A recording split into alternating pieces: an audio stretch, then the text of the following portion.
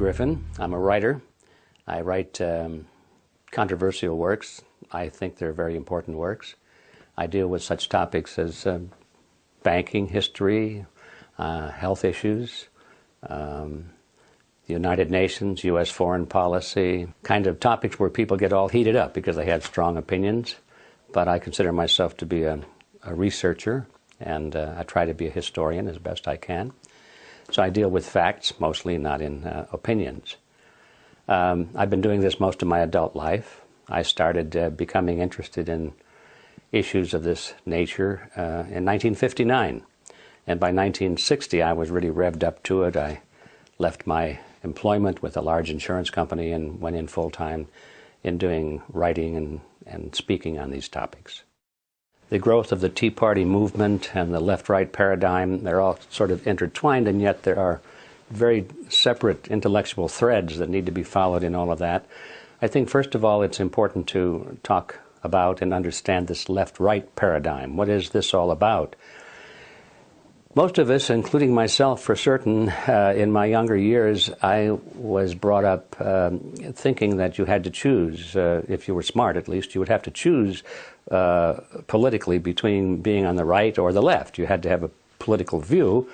And I thought that in those days, I thought that the extreme right would be something like fascism or Nazism. And on the extreme left, of course, you would have communism or socialism, just a little bit short of that.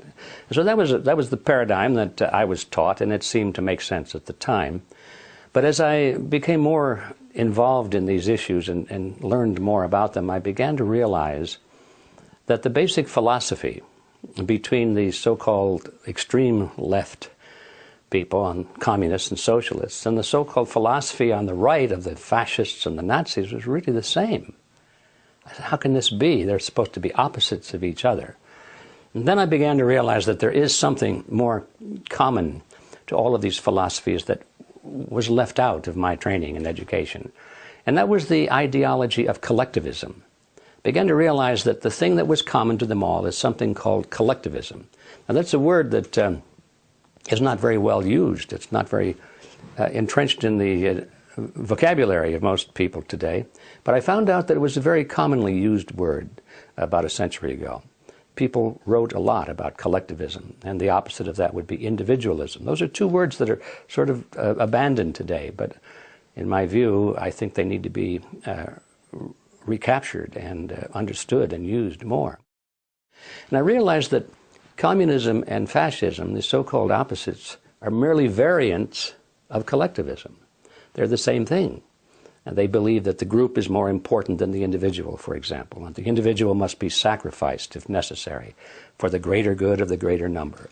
They believe that the state should be all-powerful and that the people should obey the state for the greater good of the greater number and all of that sort of thing. They believe that rights are granted by the state. They're not part of the human being. They're not God-given. They're not entrenched in his body and soul. They have to be granted by the state. All of these things, and you look at them one by one, communists and fascists and Nazis and socialists, they all believe that. So wherein lies the conflict, you see? And I began to question that. And I realized that it's partly a trick. In fact, I think it's a huge trick. It's a great scam because people even today are thinking that they have to choose between the right or the left, not realizing that no matter which way they go, they've accepted basically the same ideology underneath. Now, it's true that the leaders of these groups, like the Stalins of the world and the Adolf Hitlers of the world and the Mao Zedongs of the world and so forth, the leaders of these groups on left and right will fight each other. And they will go to war with each other. And there will be tremendous battles, as we saw in World War II, for example. But what are they fighting over? Ideology? Not at all, because they agree on ideology. What they're fighting over is dominance. Who is going to rule? That's all they're fighting over. And once you get that picture, historically, it's not too difficult to see that that's the same thing going on even today, as certainly going on in American politics. We have the left versus the right, sort of embodied today in the Republican Party supposedly on the right and the Democrat Party supposedly on the left. Now, here's a choice, isn't there? Well, why is it if this is such a choice? So we go from Republicans to Democrats, and then 4 years or 8 years later, we go back to Republicans again, and we keep doing this. We've been doing this since World War I. How come the country keeps moving in the same direction all the time, deeper and deeper and deeper into collectivism, regardless of which party is in favor? Because they both believe in collectivism. They both believe in big government. But their slogans are different, their leaders are different, but the poor voter out there trying to make sense of all this is, he's tricked, he's stuck, he's trapped. And so this is the important thing to, I think, understand, that this left-right paradigm is it's a political ploy. It works very well for those who know what they're doing. We find that the Republican Party and the Democrat Party both are pretty much in the hands of a relatively small group of people with a membership of about 4,000. It's called the Council on Foreign Relations. These are the people that are really pulling the strings in both the Republican and the Democrat Party. And they've even written about it.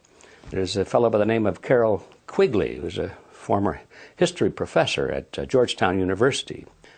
By the way, he was the mentor of William Clinton when Clinton was a student there.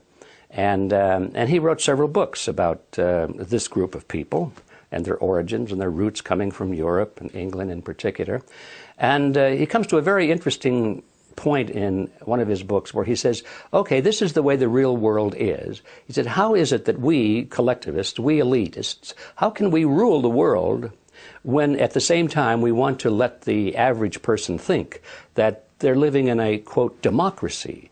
They're living in a system where their vote counts. They're living in this world in which they feel that they must participate in their own political destiny. This is a carefully nurtured myth that they want to create, so people will be content with, no matter what happens to them, they'll say, well, I voted for it, or I did it. This government is my government. No matter how bad it is, it's responsible to me. And as long as people have that image, then they don't complain so much about how bad it gets, because they did it, they think. So Quigley deals with this question: how do you let people think that they're directing their own political destiny when at the same time we, the elite, we are the ones who must direct their political destiny without them knowing it? How do you do that? And he answers the question brilliantly. He said, it's very simple. You've got to have two major political parties, and they'll both have the same major goals, the same basic fundamental principles, and they'll argue with each other on the surface with slogans and leadership and style and all of that sort of thing. He said, but we will control them both. There's the strategy. There's the whole scam behind this left-right paradigm. When you understand this history and this reality, you look at it and you say, well, yes, we've got a left wing and a right wing, but they're just opposite wings of the same ugly bird. And that bird is called collectivism.